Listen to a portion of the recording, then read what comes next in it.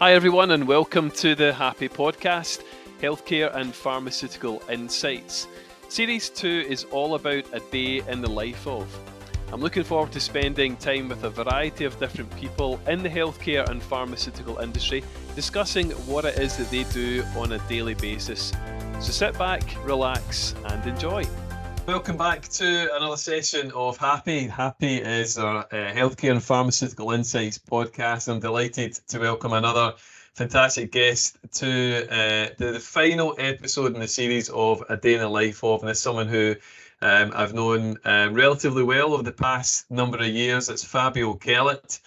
And we're going to be discussing a day in the life of a general manager or country manager, whoever Fabio wants to give himself, whatever title he wants, but at that level. So I'm delighted that you're with me, Fabio. Thanks for agreeing to come on. Good to see you in your Christmas background, and it's that time of year. So Fabio's just about to deliver the gold, frankincense, and myrrh, as you can see in the background. But no, good to see you, Fabio. Do you want to give us, I think everyone that's watching and listening, a quick intro to yourself? Yeah, absolutely. And thanks for the invite, Colin. Really happy to be here. So yeah, as you say, we've known each other for a number of years. I joined the industry, depressingly around 20 years ago, just over 20 years ago. Got into the industry as a student. So placement year at a relatively large pharma organisation that looked to bring those students through into their field team. So that's what I did, joined their field team straight from university. On the same day, actually. So the same day as my final university exam, I became a sales rep, which was very lucky. As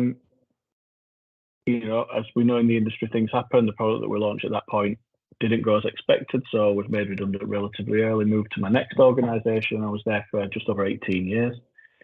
And that was, I guess, where I cut my teeth in the industry and got a lot of my experiences. So a number of different roles, starting in sales management, in-country roles, above-country roles, so European roles, from a marketing perspective. Did a HR secondment as well, so got some experience in a different part of the business, which was really useful. And then more latterly in that organisation, a business unit director, and then finally a global marketing director. And then to my current organisation in the global marketing team. So that was around 21 that I joined, June 21. And then into my current role as, the job title we've got internally here is country manager for the UK and Ireland. So been doing that now for the last 18 months, just under 2 years. Yeah, good. And originally a Yorkshire lad, correct? Yeah, originally, and still am. So, lucky enough to still be based in the north, so, to benefit from the lower house prices. But yeah, I think obviously with a lot of travel thrown in. So born and raised around Halifax, and then more recently in Huddersfield. A Yorkshire lad, and I know this, a Yorkshire lad that supports Liverpool as well. Correct. You don't find many of them around, I'll be honest. That's correct. I think that shows my age. I think coming up through my younger formative years, Liverpool were the team always on the TV, weren't they? So, but yeah, then for both my sins and a very good ride over the last five or so years with Jurgen. So yes. Yeah. See, and a good season this season, which is good. Yeah, indeed. Fabio and I, off record, have had a few probably more discussions around football than we have around what's going on in our industry space. But I agree. But we'll not divulge into that. We'll leave that for another conversation. So good.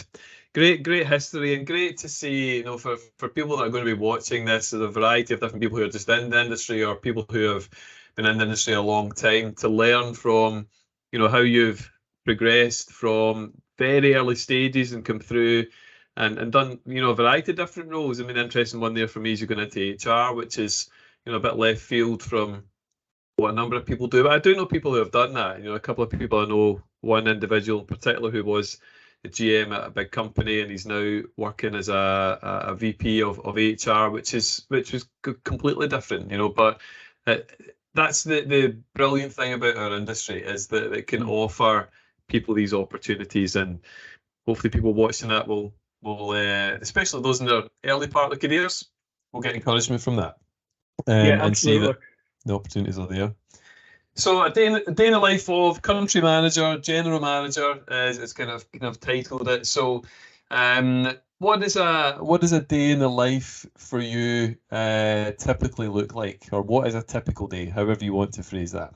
Yeah, I mean, you know, in preparing for this conversation, I had to think about that. And I guess the short answer is there isn't a typical day. You know, if we say that honestly, it's, you know, one of the benefits from my perspective anyway of this role is that, you know, I think we say it about a lot of roles in the industry definitely, but I think that certainly, you know, as country manager role, it's certainly no day is the same, you know, 2 days are the same.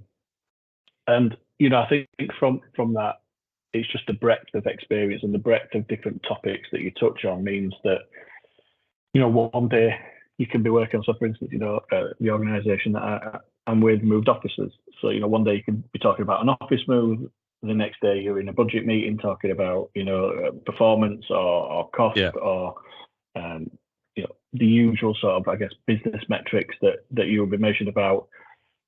And when I say everything in between, they're not the two extremes, but I guess it's just they're two examples of two very different topics. And I think that would be the element. I think the other thing probably at a country manager level is maybe more engagement externally to the business as well. So, you know, with the likes of yourselves as agencies, you know, there's a lot of sort of agencies across the board that, you know, would like time to spend with me or certain members of my team.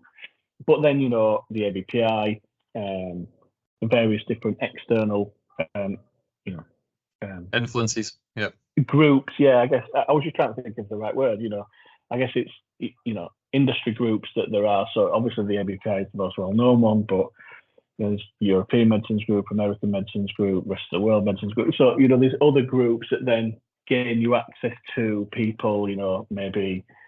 So this evening, for instance, I'm going to a meeting with the European Medicines Group, and there's some senior people from NHS England there, where you get the opportunity to hear from them about their plans, and we've had the opportunity to meet people from the MHRA and NICE through those channels as well. So I think, you know, whilst broad, and no one day, or there not being that typical day, it's just, you know, that broadness of the role means that you actually, you know, get involved at a relatively high level in a lot of different things, I think.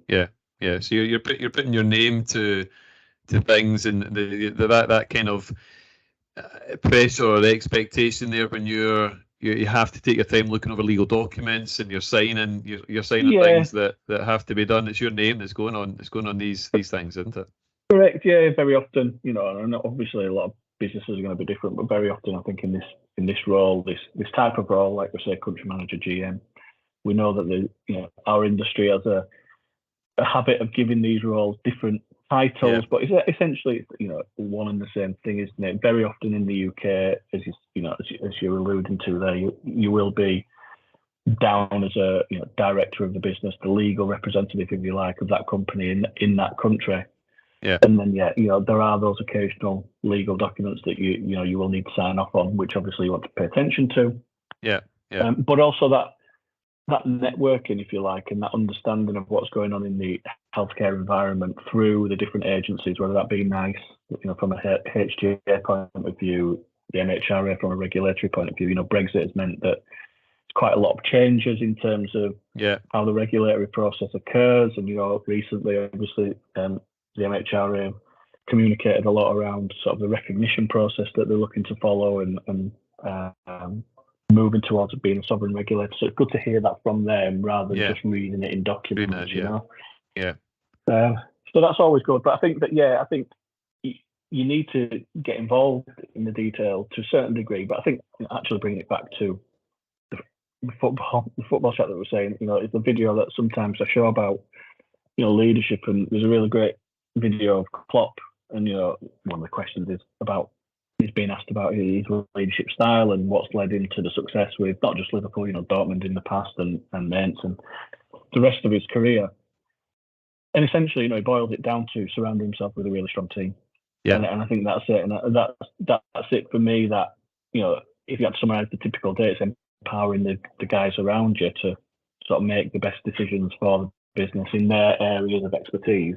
Yeah. With you being there for guidance if needed, it's not that you're going in saying, it's not like the Alan Sugar style, certainly not my style. Do it in this way. You surround yourself by good people who've got that very specialist knowledge in their field, and then you empower them to make good decisions, and you're there for support, and if it needs sign off or a rubber stamp, if you like. Yeah, that's a common trend in terms of the answer that you're giving from a few people who have done this series with, in terms of you get to that level, but you don't necessarily get to that level on your own. You get to that level, with good people round about you, good people supporting you, good people guiding you in that direction. And I think, you've been in this industry long enough. We've been both of us been in this industry at different, in different capacities. But I've always had people you can look at as, if you want to call them mentors, or just giving you those little bits of advice to see. They might not necessarily work with you as such, but get a bit of advice in. Have you thought about this? Consider this, consider that. And a variety of different things I can think of. He's no longer here, but certainly from my dad's perspective, he was part of this industry for 35 years, and he was great at just saying, have you considered this? Have you considered that? And you need people like that, whether they're close to you or whether they're part of your business, having that good team round about you. Because when the proverbial does hit the fan, invariably you need a few people around there to go, right, how are we going to sort this out, because it does happen occasionally. No, absolutely. And I think it's about the, like I say, we're talking general manager, country manager now, but I guess with any senior role, it's almost, the way I describe it is leaving the ego at the door, because I can't be an expert in everything. Certainly in our field, when we start talking about regulatory, when we start talking about like drug safety, quality assurance, these areas where maybe more junior roles in the industry you're not as involved with. But these guys are real specialists, qualified QPs within your organisation. It's a very, very specialist role that takes a lot of training to get there, a lot of sign-off to get there. And I'm never going to have the knowledge of a QP. So that's what I mean about the solid team around you. And it's like leaving the ego. Like now, as that country manager, you can offer a bit of challenge. Have you considered?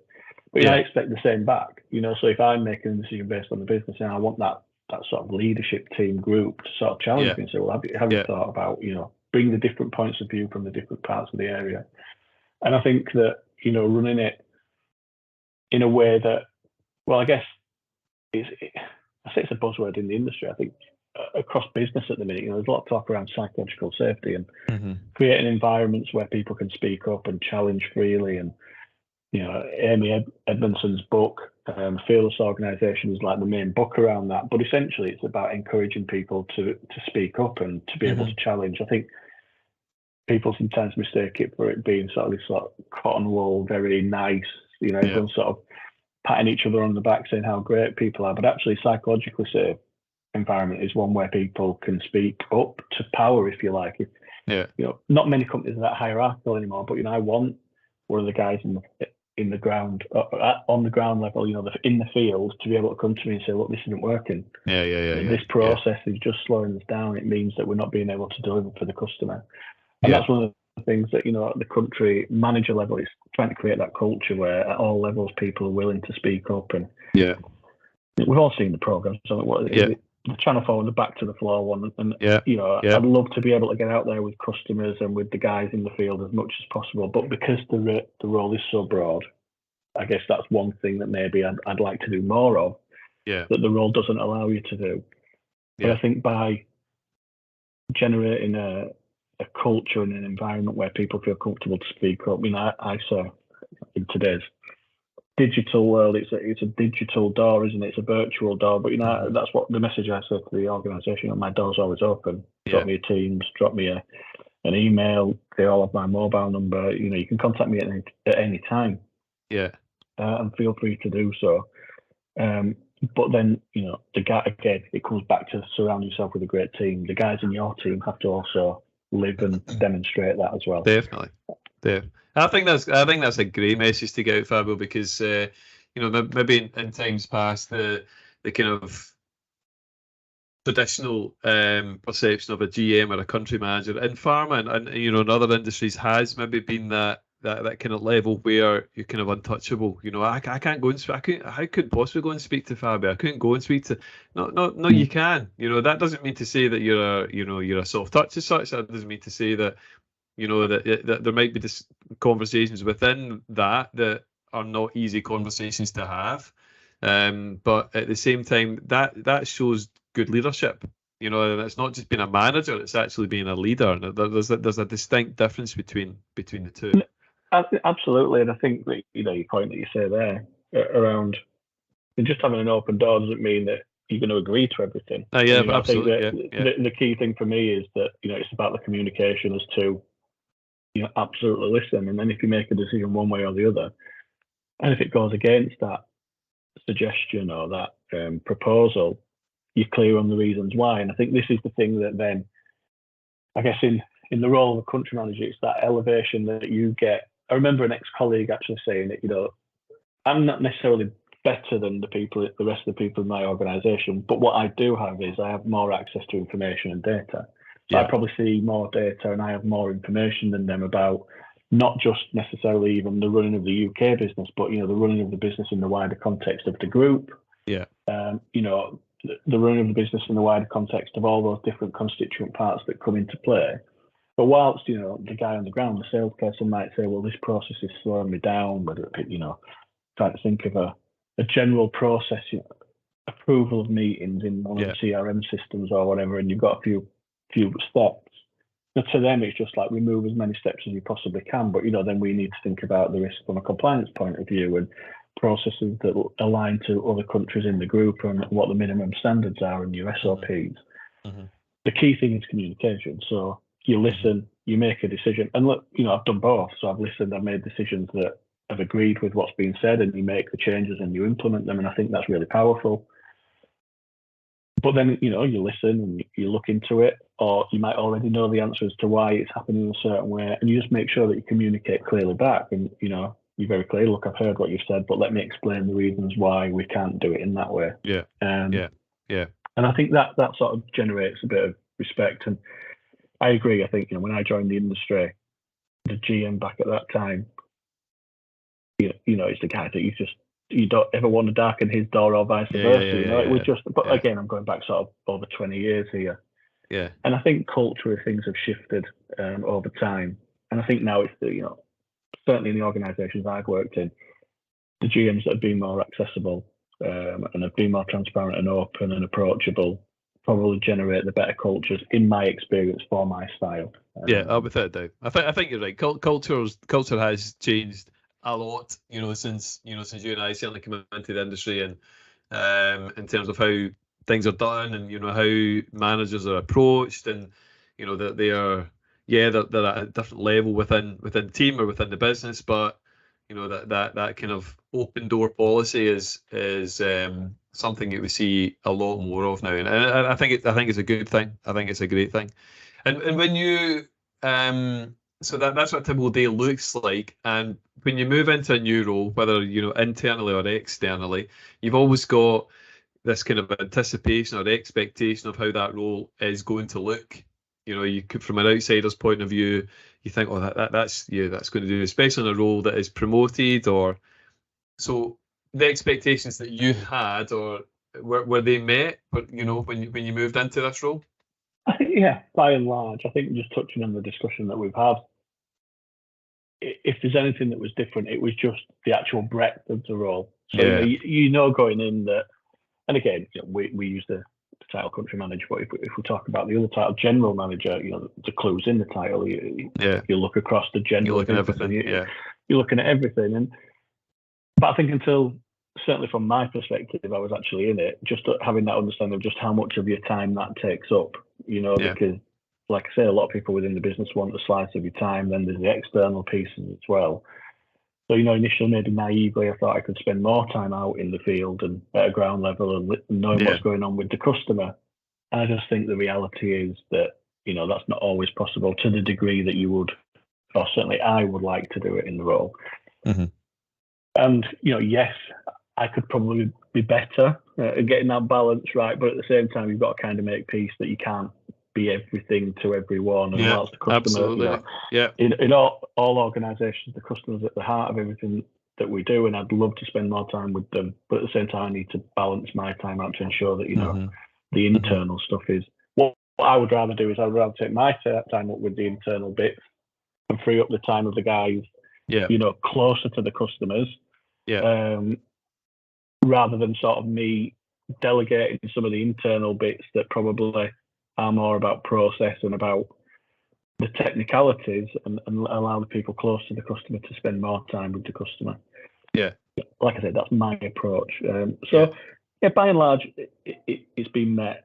I think, there are times where, the pressure of where you've got to make a decision can ramp right up because, and maybe the other thing, the really good thing with the organisation that I went in, and that I would certainly recommend with anyone moving into the role, I think it's talked about, certainly when you're being promoted, when you talk to people who come into this type of role, and this isn't about getting the violin out, but essentially it's a quite lonely role because, it's that weird one in an organisation where you've got peers in terms of maybe other country managers in different markets, but they don't have a true understanding of your market. So it's never a like for like discussion when you don't so much have the same, like, so for instance, when I was an RBM historically, you've got the RBM group to go into and bounce ideas off. They understand, your environment and what's going on.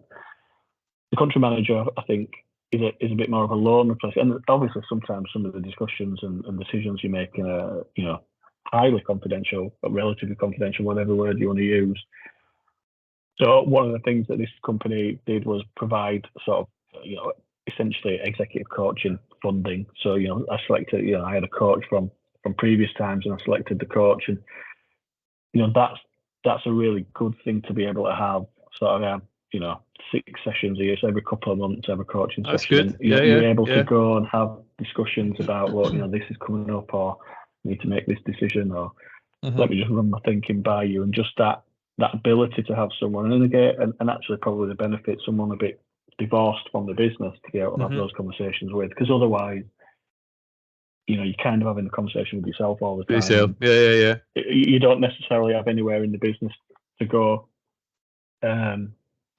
So that's probably the thing that, when I say it didn't meet my expectation, it was flagged and it was given, and maybe I didn't think it'd be as important as it has been. That ability to be able to talk things through with someone, and it's not necessarily always going to be a peer, and it's not necessarily going to be internally to your business either. Was the expectation of, obviously in the past, and roles that you've done in the past, you've been making decisions that are affecting, a team, albeit maybe in a smaller capacity. That expectation then of the decisions that you're going to be making are affecting, the business, within the UK, are affecting people, a large amount of people. How did that make you feel? You don't necessarily need to give a specific example, but in terms of maybe the first time you had to make that big kind of, wow, this is quite a big moment here in terms of me putting my signature on this bit of paper. It's quite a big decision. Yeah, I think it is.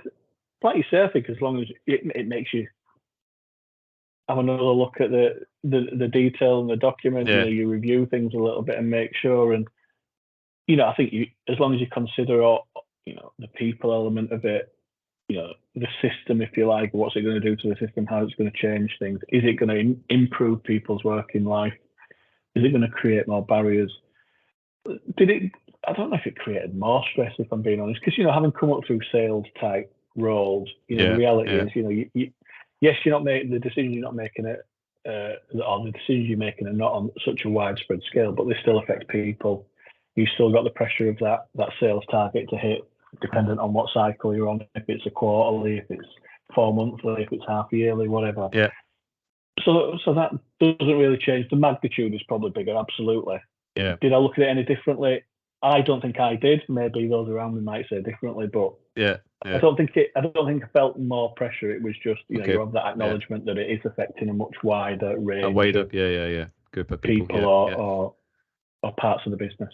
You've probably signed more NDAs than you ever thought you had to sign over the past. Absolutely. Absolutely. You know, and that's again about the broadness, isn't it? When you're in organisations that are maybe looking at, you know, acquisitions or in discussions with people, and you know, absolutely, you know, there's always NDAs that come through, and that level, and again, that's why it's good to have that coach that, you know, yes, you still can't talk about the stuff that you've signed an NDA for, but where you've got that confidentiality that you could, because there needs to be a way to speak about, you know, even in general terms, like, well, this could be happening. Here's my thoughts about how I want to approach this. But the NDA is certainly something you become very familiar with. I bet. I mean, it's. I've been in a position where I've had to sign a few of them, but I don't think any are probably near the level that you've had to sign. Which is, I get it. I mean, I understand it. I mean, they're there for a reason, so I do understand that's the reason why they're in place. So, just kind of moving on a little bit. I mean, we've maybe touched on a couple of these things, but and I like the idea of the coach aspects. So my final question, not this one right now, but I think that's a really good early bit of advice for anybody. I would suggest is, you know, certainly is if you've got a desire to either stay within this industry and progress, or you're in a position where you're looking at maybe moving into a similar senior role to what yourself is, Fabio, get a coach, get somebody good alongside, as you say, who is divorced from the business, who can just give you that different set of eyes on something, a different perspective.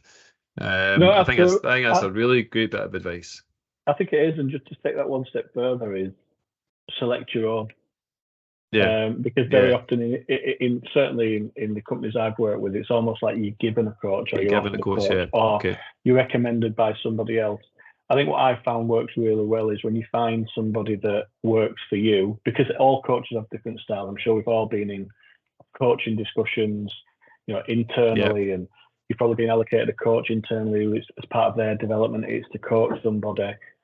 But when you find that person that works for you, try everything that you can to keep them. So like I say, with my coach coming into this role, it was someone I'd worked with previously. And you know, to be fair, the organisation said I was free to select whoever, really, you know, budget dependent, you know, within an envelope in terms of how much we could spend. But select the person that works for you, because they truly get the best out of you. And you know, that might be someone who's got lots of industry knowledge. It might be someone who's not. You know, the person I work with has got quite a broad range of experience. But I think absolutely get that person to support, and that's not just at GM level, by the way. I think that throughout the career, have that person, because it just helps you plot out that path, if you like. Yeah, good. So what would you say has been some of the, maybe give an example, maybe a couple of some of the challenges that you've seen that have come up in your role as at the level that you're at? I mean, one of the key things, I'm guessing this is going out predominantly to a UK audience. The UK environment, I'm not saying anything that isn't common knowledge. You know, the environment in the UK is really tough. We've just this week, you know, had communication about what the new VPAS, the voluntary rebate scheme, looks like in the UK. You know, we know that sort of the 23 rate is very, very high in comparison to what it's been in other years. You know, that sort of, like I say, that regulatory environment, the MHRA, sort of a lot of turnover of staff, lots of delays and lots of backlogs of work. With the new CEO coming in and trying to do things in maybe a slightly different way. So access to medicines has been tough, you know. So I think that's probably the biggest one is like, how do you then position your organisation in that tough environment, and that message, if you like, to the boardroom, that above country. You know, if we talk management speak, you know, the C-suite, you know, so when they come on their sort of annual generally tours and sort of want the update and the sort of presentation to your board, essentially, about, you know, performance and how things are going, you can't get away from the fact that the UK at the minute is a really, really tough environment for our industry. And it's just making sure you're positioning yourself, obviously, within that environment to be successful, but within your internal context to ensure that, you know, you're delivering a message to say, whilst it's tough, it's still a good place to be in terms of, you know, the pharma industry and the potential of the UK market. So that's probably it. It's operating And Yeah. as you say, we've talked and known each other for a long time, been in the industry probably similar time. It's definitely got tougher in terms of the environment. Without a doubt. Yeah. And I don't think it's going to get much easier externally. I think we as an industry just need to find a way of operating in a way that we can still be successful and deliver to patients in the end of the day, which is the most important things. Yeah. Just on that, actually, just on that I mean, the last recording that I did of HaPi was more of a kind of webinar idea, but it's all around the subject of resilience. And sticking with it, particularly for generations that may be watching this, or age, of people who are watching this who are relatively new to the industry, and they'll be finding it really difficult, and there will be a lot of what they feel are obstacles in their way, whether it be access to customers at this point in time. How do you break that down? Whether it be internal challenges, how do you break that down? And I think that obviously you're right, it is tougher, and it's not going to get any easier. But our industry has a huge amount to offer. The UK economy, if you want to say from that perspective, has a huge amount to offer in terms of patient success, and the amount of stories that you and I will hear because we're in it, of where patients' lives have been changed because of the medication that a particular pharmaceutical company has delivered for them. There's some brilliant stories out there about that, and if we can get the resilience back in, to people and say, look, there is a fantastic career path here for you. You're testament of that, Fabio. And if you stick at it, come through the hard times, there will be opportunities. It will turn, but it's going to take a while for that, to be easier. I don't want to say easier, but you know what I mean. No, 100%. Look, it'll always be tough, but the industry is well regarded within the country as well. So if you look, there's the Life Sciences Vision, there's the Life Sciences Council that work very well in government essentially to drive that strategy of how almost from a UK PLC point of view, how we make it attractive for clinical trials, how we make it attractive for access to medicines, and the benefit to patients. And that they're the sort of things that I'd recommend again, people coming up, take interest in that sort of stuff. What's going on externally. So what is the Life Sciences Vision? Do you know about that? Because then you can bring that into your discussions internally as well. There's various, and again, that's the maybe exposure you get at my level, that you meet a lot of these people who've written these reports. I meet people who sit on the Life Sciences Council. But it's important. But I think the key message that I would say is, it's a key pillar of our economy. The life sciences is a huge, huge contributor to the UK, and I think that's been recognised in the VPAS negotiations, in recent months with the ABPI. So I think that it absolutely is challenging, but it's always going to be a key part of our economy. And I think you're absolutely right. The resilience that the way I look at it, the challenges actually. Number one, make you better as an individual because you're learning all the time, and the challenges that you throw, you're having to think differently. And it comes back to one of the other points that I said.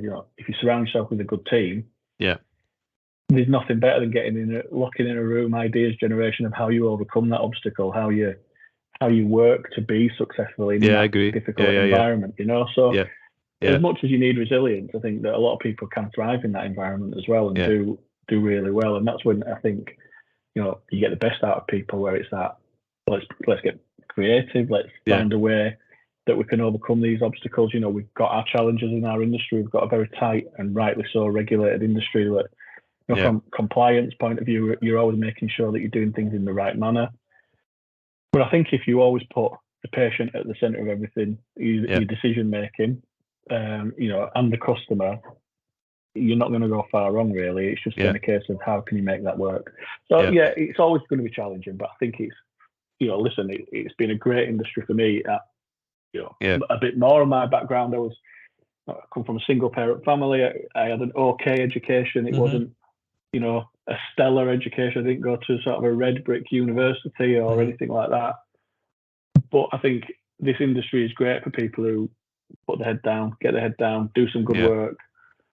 Open themselves up to opportunity, take those opportunities, grasp them with both hands, And hopefully, I am testament to you can reach levels that maybe, if I rewind back 20 years to Fabio on my first ITC, if someone says, well, in 20 odd years you'll be sort of country manager for a decent sized pharmaceutical company, would I have thought I'd have got there? Probably not. But I think by embracing those opportunities and just showing that resilience and and listen, I know we always talk about we spend so much time, just have a good time as well. I've met some great people in this industry. I've had some great experiences.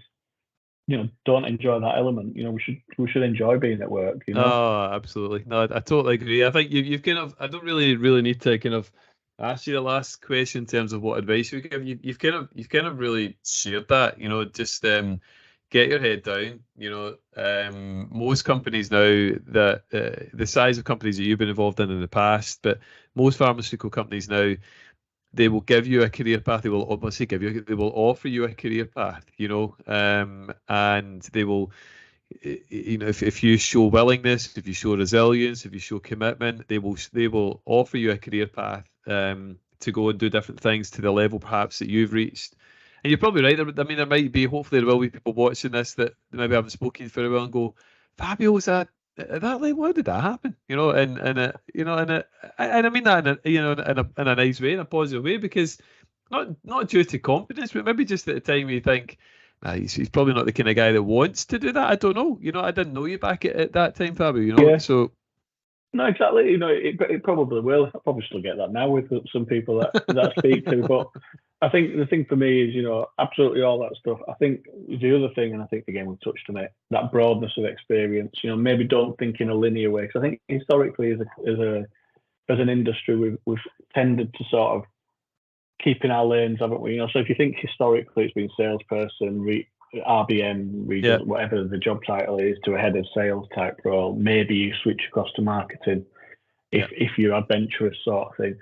But the industry is much wider than that. So just recently, someone who works, one of my direct reports has gone into a global role, and that's really broadened their horizons in terms of the different parts of the business that you just don't really know exist with it when you're in an affiliate, and So definitely on the broad thing. And then just one piece of advice that one of my old gyms gave to me was,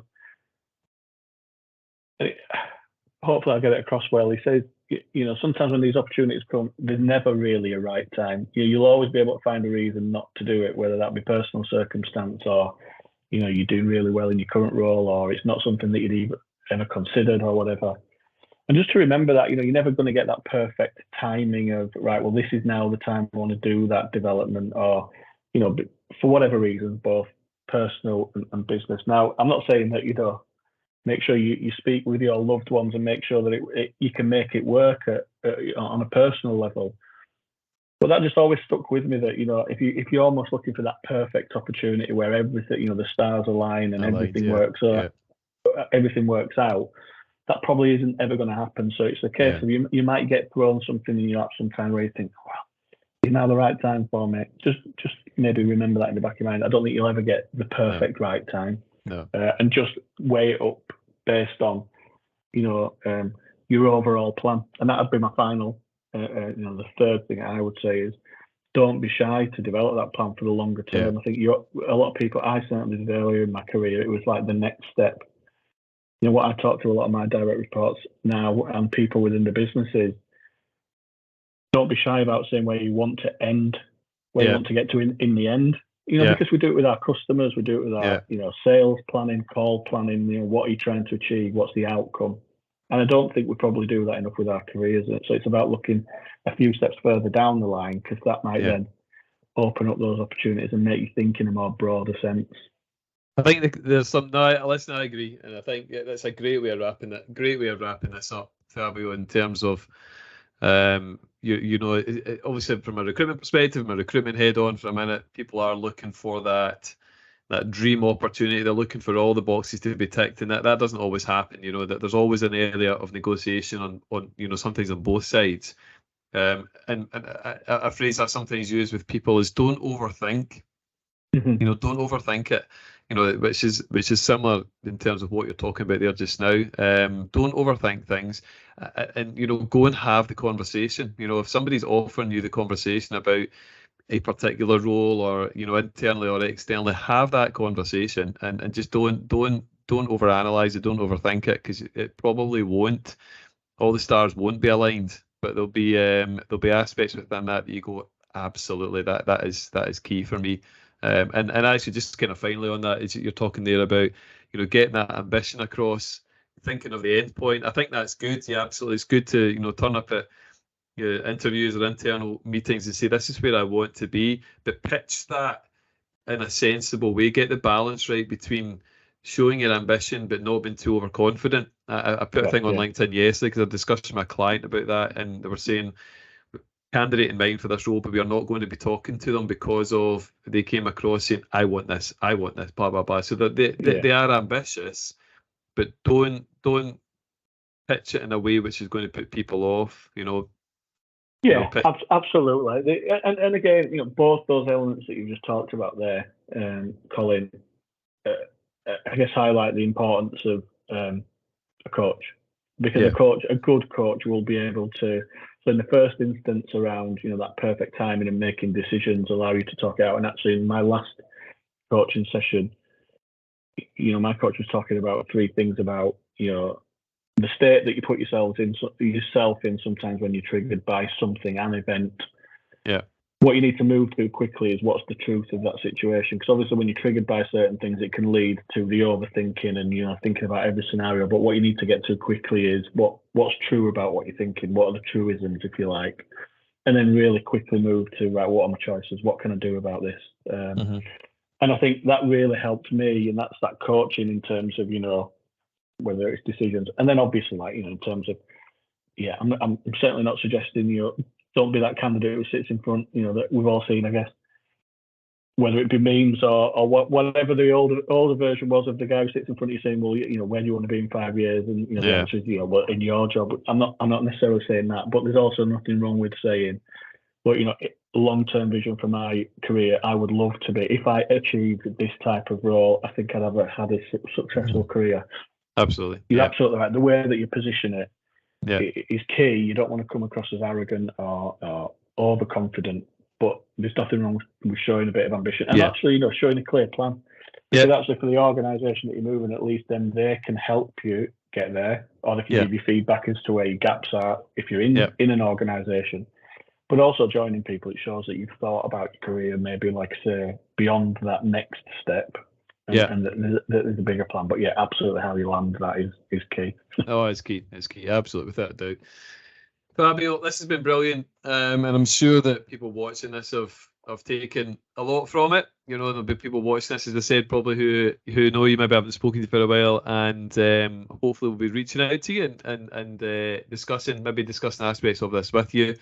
But I want to thank you for your time and just giving me half an hour, 40 minutes of your time to discuss what it is that you do, meet the expectations, and offering, which I think is always good in these conversations, to offer some advice to people who are watching or listening that they can take away and go, I'm going to try and use that. And I think they will, and it's been really helpful. So I wish you well, wish Liverpool well. Let's see how this season continues. And who knows, my team and your team might actually meet in the European final, the way things are going. We might do. So I'm actually in Dublin next summer. Oh, that's a dangerous proposition. That, I'll be honest, it's a very dangerous proposition. Fabio, thanks very much. Good to see you. Okay, take care. Great, Colin. Thanks a lot. Cheers. Cheers.